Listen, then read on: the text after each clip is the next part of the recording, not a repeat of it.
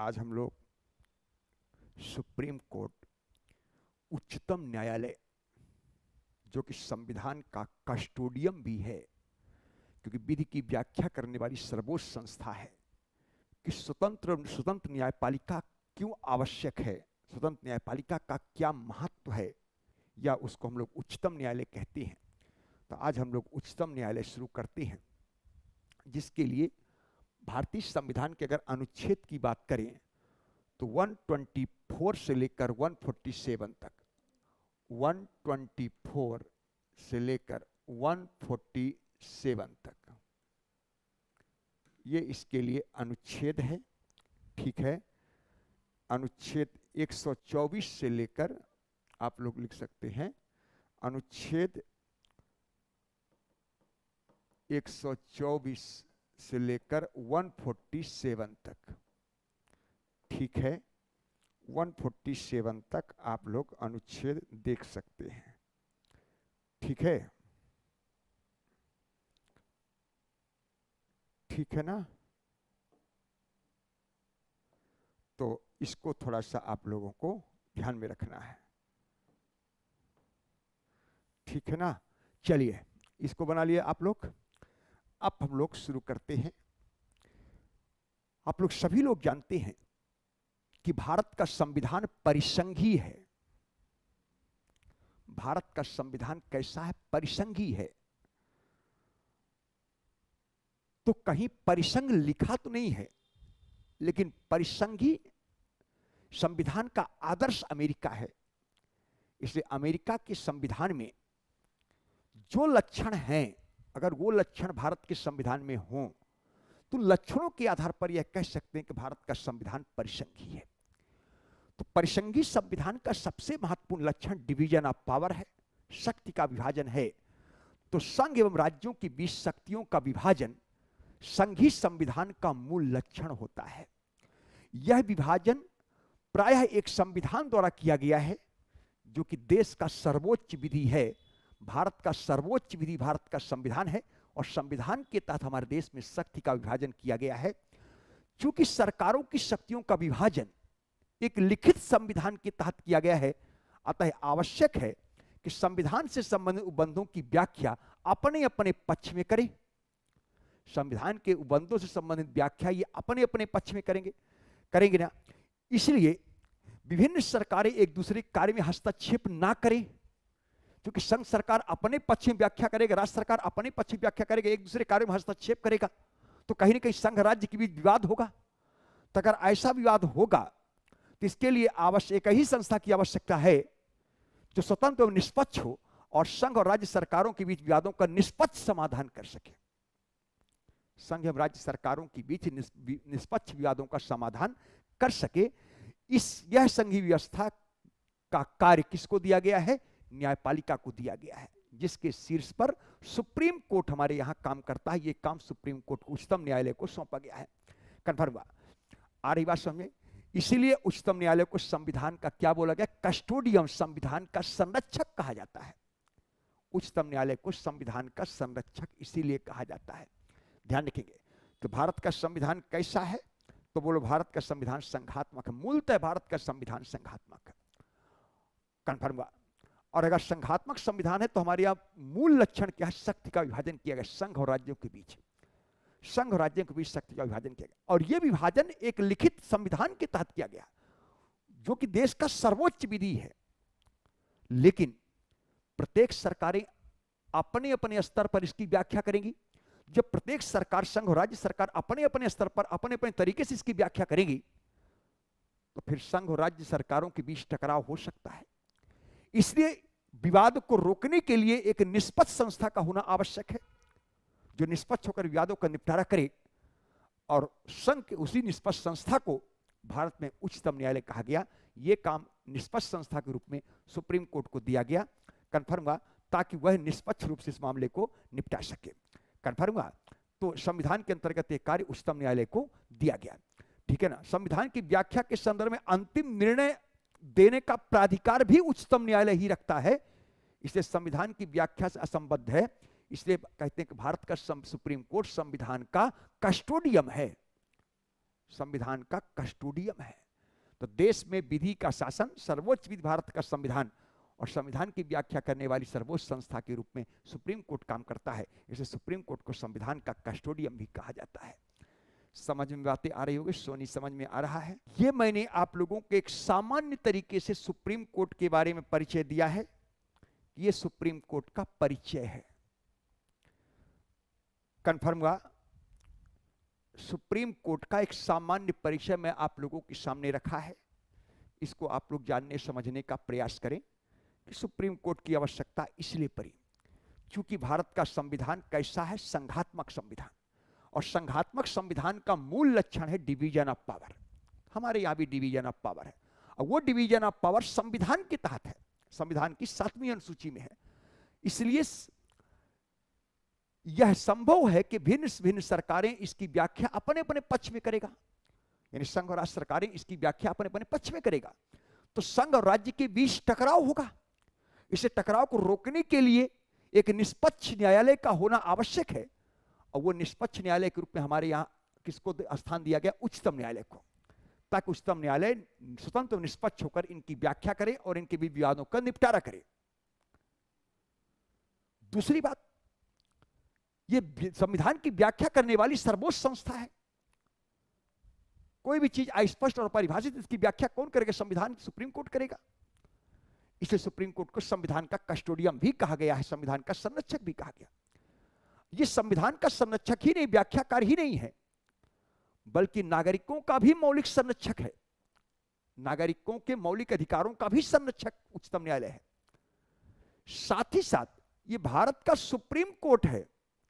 Confirm. इसलिए दीवानी और फौजदारी मुकदमों में सर्वोच्च अपीली अधिकारिता यही रखता है। अंतिम अपीली अधिकारिता इसी का है, और इसी का निर्णय भी अंतिम होता है। सामान्य सर्वोच्च न्यायालय का निर्णय ही अंतिम होता है। और जिस देश में सामान्य सर्वोच्च न्यायालय का निर्णय अंतिम होता है, उस देश के शासन को विधि का शासन कहा जाता है। इसलिए हमारे देश में कहते हैं कि हमारे देश में विधि का शासन है। क्यों विधि का शासन है? क्योंकि सामान्य सर्वोच्च न्यायालय का निर्णय अंतिम है। क्योंकि सर्वोच्च विधि भारत का संविधान है, और संविधान की व्याख्या करने वाली सर्वोच्च संस्था सुप्रीम कोर्ट है, और सुप्रीम कोर्ट का निर्णय अंतिम होगा। इसलिए हम लोग कहते हैं कि देश में सामान्य सर्वोच्च न्यायालय का निर्णय अंतिम होता है। उस देश के शासन को विधि का शासन कहा जाता है। तो भारत में विधि का शासन बरकरार है। कई बार आपके मन में प्रश्न आता है कि आज तो बहुत सारे न्यायाधिकरण हैं, बहुत सारे ट्रिब्यूनल्स काम कर रहे हैं, बहुत सारे विनियामक संस्थाएं काम कर रही हैं, तो क्या न्यायाधिकरण या विनियामक संस्था के गठन के बाद देश में विधि का शासन बरकरार नहीं है क्या? तो आप लोग सभी लोग जानते हैं कि चाहे कोई भी न्यायाधिकरण हो, चाहे कोई भी विनियामक संस्था हो, उनका निर्णय अंतिम नहीं होता है। उनके निर्णय के विरुद्ध हाई कोर्ट में करते हैं, और हाई कोर्ट के निर्णय के विरुद्ध अपील सुप्रीम कोर्ट में करते हैं, और अंतिम निर्णय सुप्रीम कोर्ट का भी सुप्रीम कोर्ट का ही होता है। इसका न्यायाधिकरण और विनियामक संस्था के गठन के बावजूद भी हमारे देश में सुप्रीम कोर्ट का ही निर्णय अंतिम है। इसका मतलब अंतिम निर्णय सुप्रीम कोर्ट का ही है। तो न्यायाधिकरण के गठन के बावजूद भी भारत में विधि का शासन बरकरार है। हमारे सुप्रीम कोर्ट की सर्वोच्चता पर कोई प्रतिकूल प्रभाव नहीं पड़ता है। अंतिम निर्णय आज भी सुप्रीम कोर्ट ही देता है। एसपी गुप्ता बनाम भारत संघ, इस कारण एसपी गुप्ता बनाम भारत संघ 1982 न्यायालय ने कहा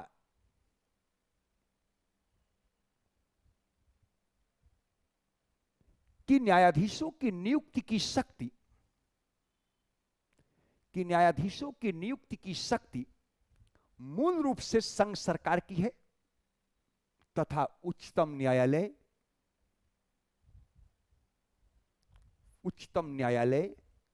एवं उच्च न्यायालय के न्यायाधीशों की भूमिका तथा उच्चतम न्यायालय एवं उच्च न्यायालय के न्यायाधीशों की भूमिका केवल परामर्शी है, जो कि उन्हें संवैधानिक प्रावधानों के तहत प्राप्त है।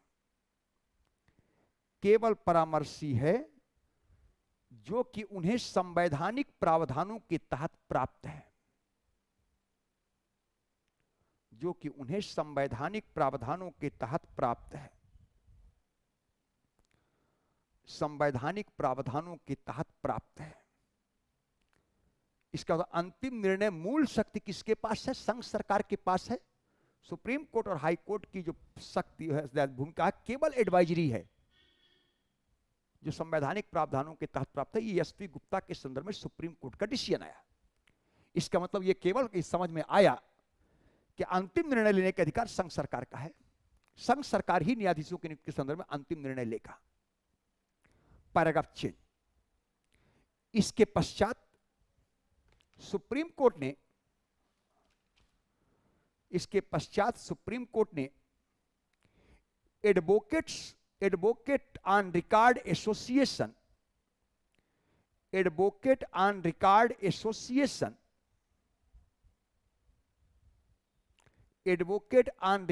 एसोसिएशन बनाम union of India, advocates on record association बनाम यूनियन ऑफ इंडिया के मामलों में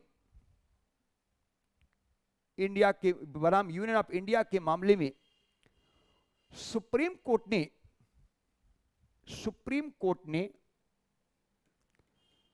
एसपी गुप्ता मामले के निर्णय को बदल दिया। एसपी गुप्ता मामले के निर्णय को बदल दिया। ये निर्णय कब आया? 1993 में। ये जो एडवोकेट्स ऑन रिकॉर्ड जो लिखे हैं, एडवोकेट्स ऑन रिकॉर्ड एसोसिएशन बनाम यूनियन ऑफ इंडिया, 1993 लिख लीजिएगा। मामले में एसपी गुप्ता बनाम भारत संघ के निर्णय को उलट दिया तथा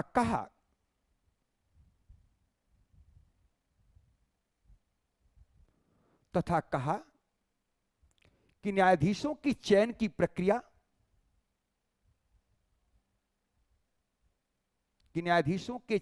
प्रक्रिया सहभागी एवं परामर्शी होनी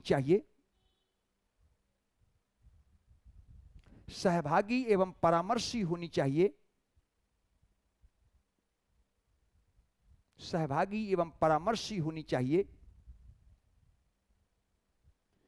जिसमें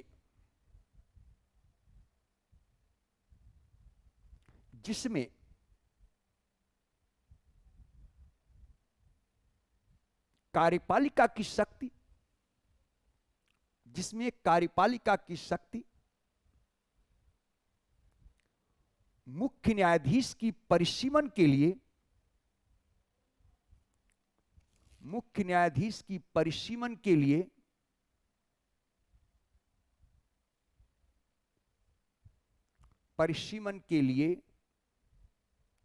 प्रयोग की जानी चाहिए।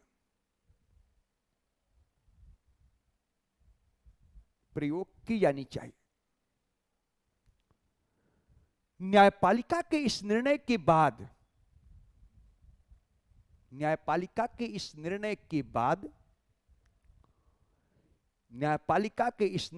बाद कोलेजियम चयन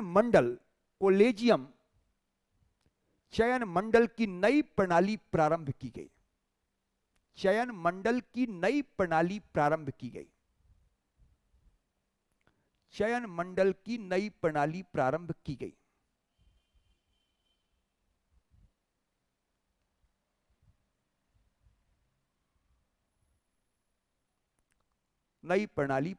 की गई। जिसमें कोलेजियम का गठन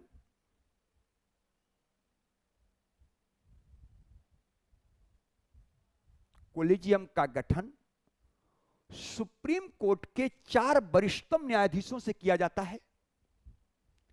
जिसमें कोलेजियम या चयन मंडल लिख सकते हैं, चयन मंडल भी लिख सकते हैं, कोलेजियम या चयन मंडल, जिसमें कोलेजियम का गठन सुप्रीम कोर्ट के 4 वरिष्ठतम न्यायाधीशों से किया जाता है तथा उनके द्वारा अनुशंसित नाम पर उनके द्वारा अनुशंसित नाम पर, अंडरलाइन करिएगा, उनके द्वारा अनुशंसित नाम पर मुख्य न्यायाधीश का विचार सबसे महत्वपूर्ण है।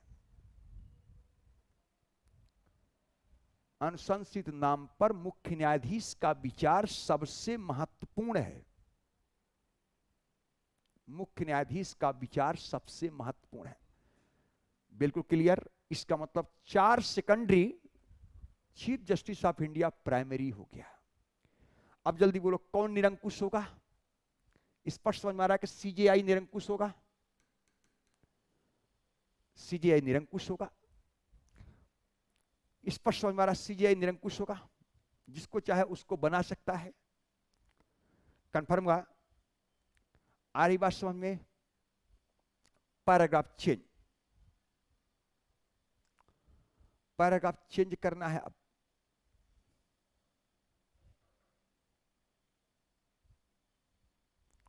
पैराग्राफ चेंज करना है, लिखेगा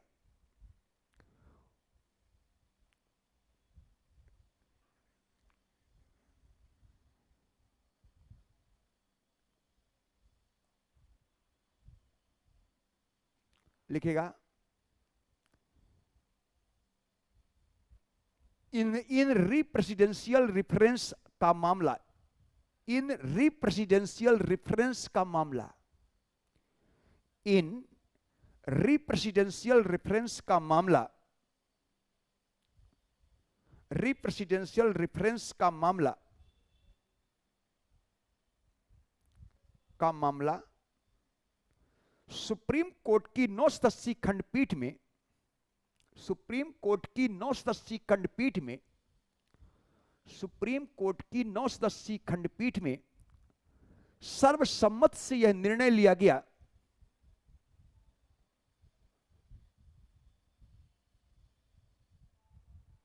सर्वसम्मत से यह निर्णय लिया गया कि उच्चतम एवं उच्च न्यायालय के न्यायाधीशों की नियुक्ति, कि उच्चतम एवं उच्च न्यायालय के न्यायाधीशों की नियुक्ति, उच्चतम एवं उच्च न्यायालय के न्यायाधीशों की नियुक्ति एवं स्थानांतरण के संदर्भ में, स्थानांतरण के संदर्भ में 1993 के निर्णय में, 1993 के निर्णय में परामर्श प्रक्रिया का पालन किए बिना, परामर्श प्रक्रिया का पालन किए बिना,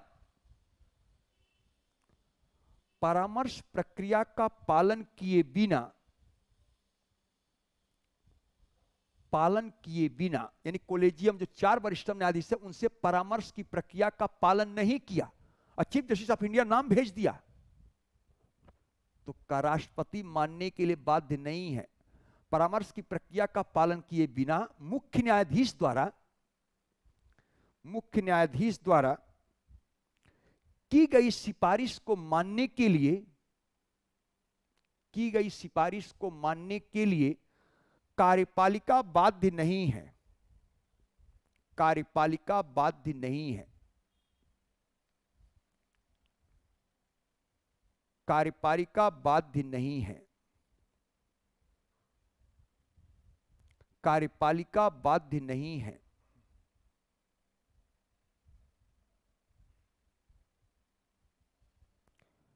इस निर्णय के पश्चात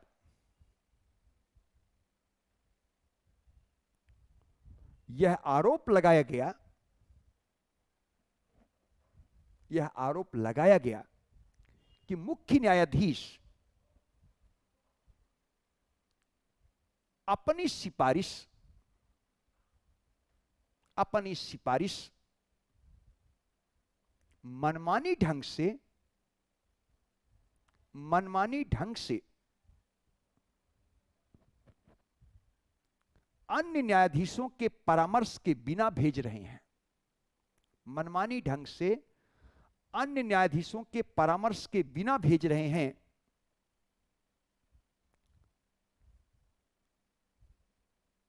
परामर्श के बिना भेज रहे हैं।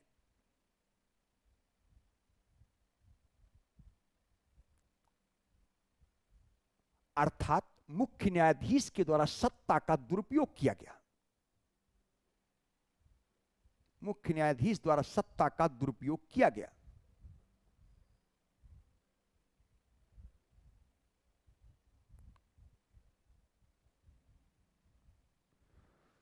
तो ऐसी स्थिति में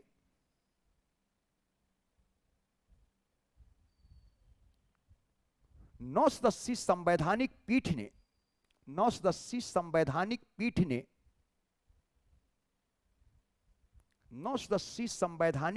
ने निर्णय सुनाते हुए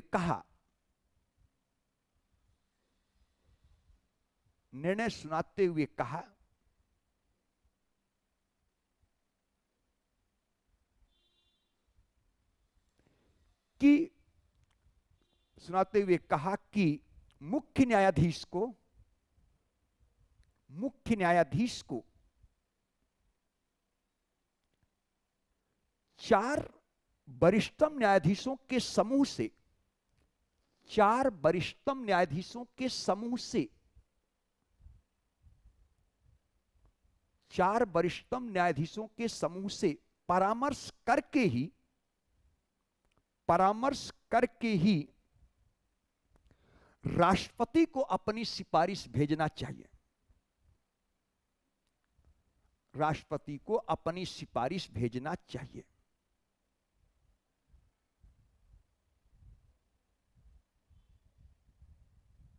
साथ ही यह भी कहा कि न्यायाधीशों के समूह में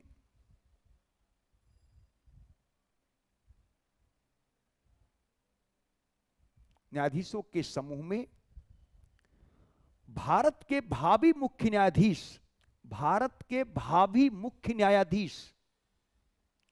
न्यायाधीशों के समूह में भारत के भावी मुख्य न्यायाधीश होने वाला न्यायाधीश भी सम्मिलित होना चाहिए। भारत का भावी मुख्य न्यायाधीश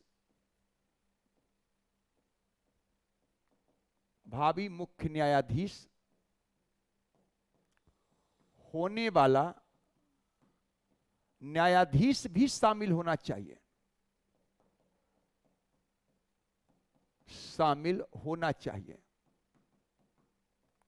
जैसे संजीव खन्ना भारत के अगले मुख्य न्यायाधीश होना है, तो अगर कॉलेजियम बनेगा तो उसमें संजीव खन्ना को भी शामिल किया जाए।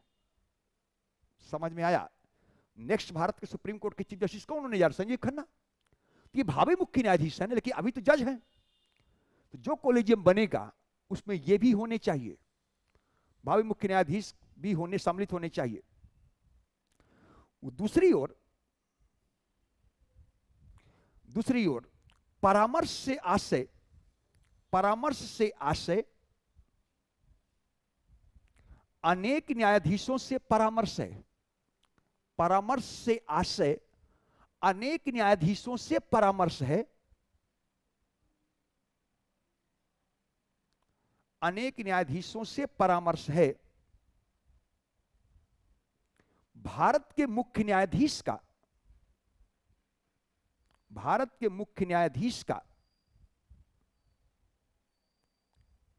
अकेले का मत परामर्श प्रक्रिया नहीं है। भारत के मुख्य न्यायाधीश का अकेले का मत परामर्श प्रक्रिया नहीं है। भारत के मुख्य न्यायाधीश का अकेले का मत, अपना स्वतः का सेल्फ ओपिनियन, अकेले का मत परामर्श नहीं है। परामर्श नहीं है।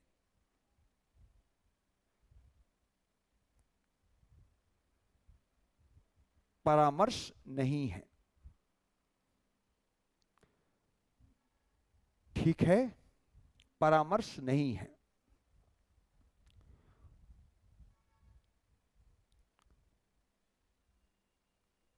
कुछ लिखेगा, हाल के वर्षों में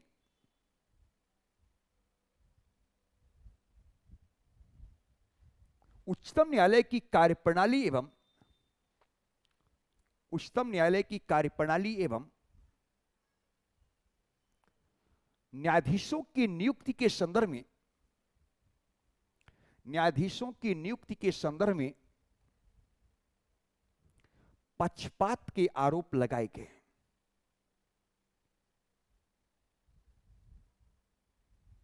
पक्षपात के आरोप लगाए गए। यह आरोप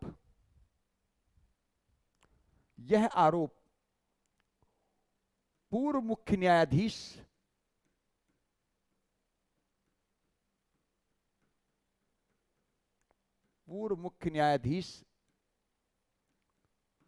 आरसी लोहाटी,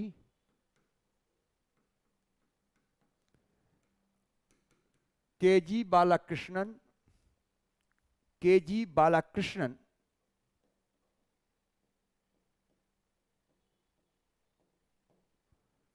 बालाकृष्णन पर आरोप लगाए गए।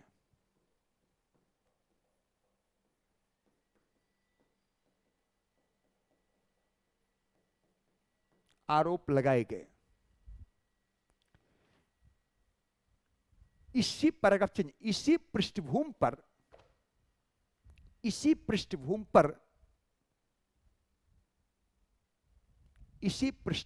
के आधार पर लिखें। इसी पृष्ठभूमि के आधार पर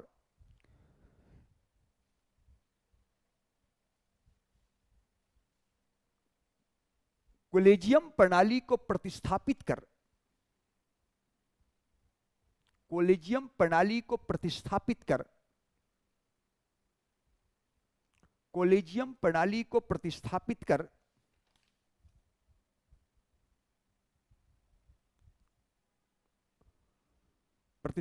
कर राष्ट्रीय न्यायिक नियुक्ति आयोग के गठन का निर्णय दिया गया।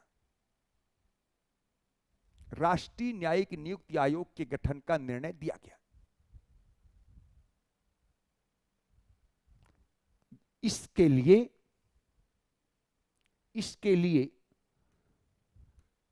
99th कॉन्स्टिट्यूशनल अमेंडमेंट एक्ट 99वां संविधान संशोधन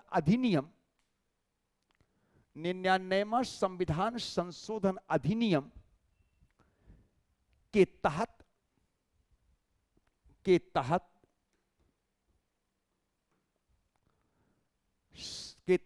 अनुच्छेद 124 सब क्लाज 1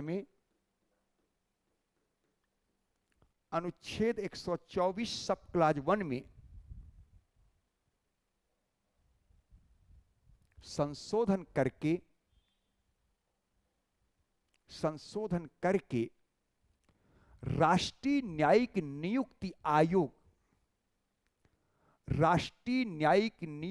आयोग का गठन किया गया।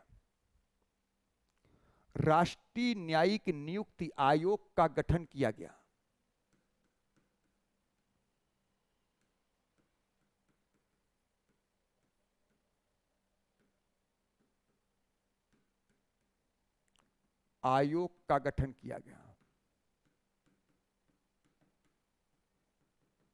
गठन किया गया। इस आयोग में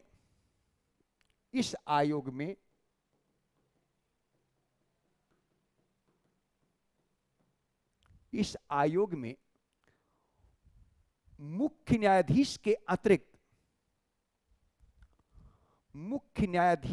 अतिरिक्त एक तो मुख्य न्यायाधीश हो गया, के अतिरिक्त सुप्रीम कोर्ट के 2 वरिष्ठतम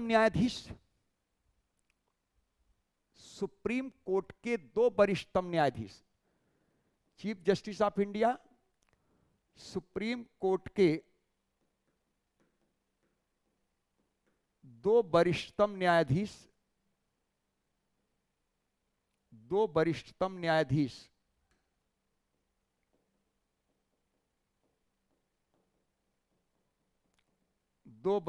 न्यायाधीश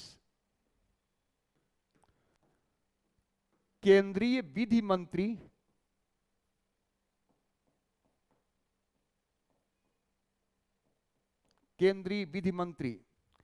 तथा 2 गणमान्य व्यक्तियों दो गणमान्य व्यक्ति, 6 हो गए।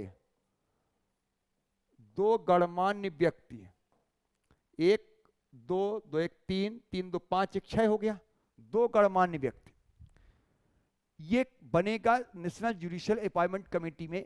एक मुख्य न्यायाधीश है, 2 सीनियर मोस्ट जज हैं सुप्रीम कोर्ट के, एक मिनिस्टर ऑफ लॉ है सेंट्रल गवर्नमेंट का, और 2 गणमान्य व्यक्ति हैं। कुल मिलाकर के 6 मेंबर हो गए। अब कल्पना करो कि अगर यहां आम सहमति बन गई तो अच्छी बात है, अगर आम सहमति नहीं बन पाई तो निर्णय कैसे लेंगे? निर्णय या तो सहमत से होगा या तो बहुमत से होगा। बहुमत यहां कैसे आएगा? पहला क्वेश्चन मार्क तो यहीं पर है। सबसे पहला प्रॉब्लम यहीं पर है कि आप निर्णय कैसे लेंगे? सहमति बन गई तो अच्छी बात, नहीं बना बहुमत कैसे होगा? लिखेगा 2 गणमान्य व्यक्तियों की नियुक्ति, ये 2 गणमान्य व्यक्ति हैं, 2 गणमान्य व्यक्तियों की नियुक्ति एक समिति की सिफारिश के आधार पर किया जाएगा। 2 गणमान्य व्यक्तियों की नियुक्ति एक समिति की सिफारिश के आधार पर किया जाएगा। एक समिति की सिफारिश के आधार पर किया जाएगा जिसमें प्रधानमंत्री,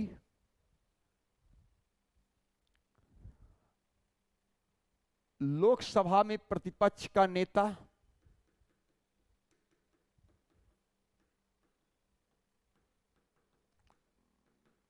और भारत का मुख्य न्यायाधीश,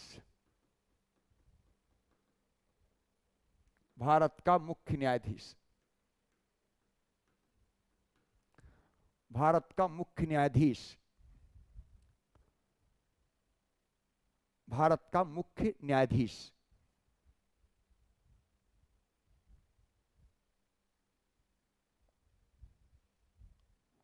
भारत का मुख्य न्यायाधीश, ये 3 सदस्य है। इसकी सिफारिश के आधार पर 2 गणमान्य व्यक्ति नियुक्त होंगे। पैराग्राफ 6, 99वां संविधान संशोधन की समीक्षा, 99वां संविधान संशोधन की समीक्षा की गई। उसके आधार पर सुप्रीम कोर्ट के द्वारा राष्ट्रीय न्यायिक नियुक्ति आयोग को, राष्ट्रीय न्यायिक नियुक्ति आयोग को असंवैधानिक एवं अवैध घोषित कर दिया गया।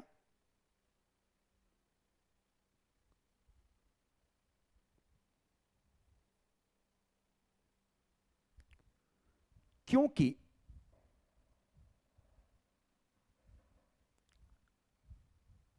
इस आयोग का एक सदस्य केंद्रीय विधि मंत्री है। इस आयोग का एक सदस्य केंद्रीय विधि मंत्री है जो कि कार्यपालिका का सदस्य है,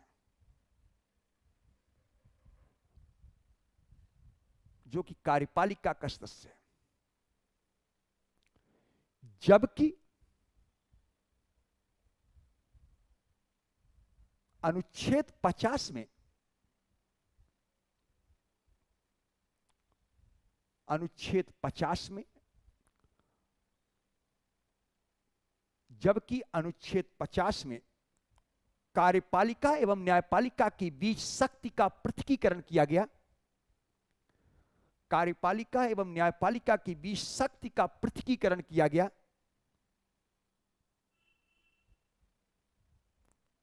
तथा शक्ति का पृथकीकरण, शक्ति का पृथकीकरण तथा शक्ति का पृथकीकरण संविधान का मूलभूत ढांचा है, तथा शक्ति का पृथकीकरण संविधान का मूलभूत ढांचा है। अर्थात यह संविधान संशोधन, यह संविधान संशोधन संविधान के मूलभूत ढांचे का उल्लंघन करता है। यह संविधान संशोधन संविधान के मूलभूत ढांचे का उल्लंघन करता है, संविधान के मूलभूत ढांचे का उल्लंघन करता है।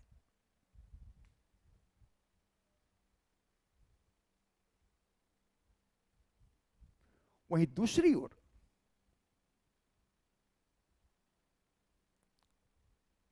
राष्ट्रीय न्यायिक नियुक्ति आयोग, राष्ट्रीय न्यायिक नियुक्ति आयोग 6 सदस्यीय समिति है, 6 सदस्यीय समिति है। तो यदि